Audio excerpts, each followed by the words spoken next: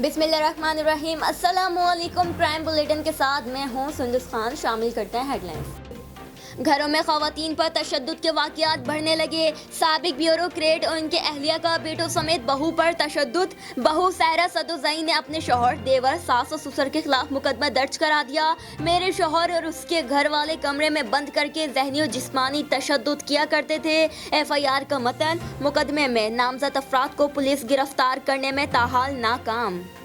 भावल नगर की तहसील चिश्तिया में कोरोना के मरीज सेहतियाब हो गए। कोरोना के 3 मरीजों ने कोरोना को शिकस्त दे दी। मरीजों की सेहतियाबी पर डेप्यूटी कमिश्नर ने मरीजों को फूलों के हार पहनाकर घरों तक रुखसत कर दिया। DG ranger Sindh major general Umar Bukhari ने सैलानी वेलफेयर ट्रस्ट का दौरा किया। सैलानी वेलफेयर ट्रस्ट के CEO मौलाना शब्बीर अहमद फारूकी और दीगर स्टाफ ने DG रेंजर सिंध का इस्तकबाल किया। दौरे के दौरान DG रेंजर्स को ट्रस्ट के मुख्तलिफ शोबा-जात के बारे में तफसील से ब्रीफिंग दी गई। DIG साउथ शर्जील खुरल के अहकामात पर साउथ जोन में कायम की गई टास्क फोर्स ने परेडी, आरामबाग, आल्ट्री मैदान, फायर सिविल लाइंस और सदर थानों का विजिट किया गया।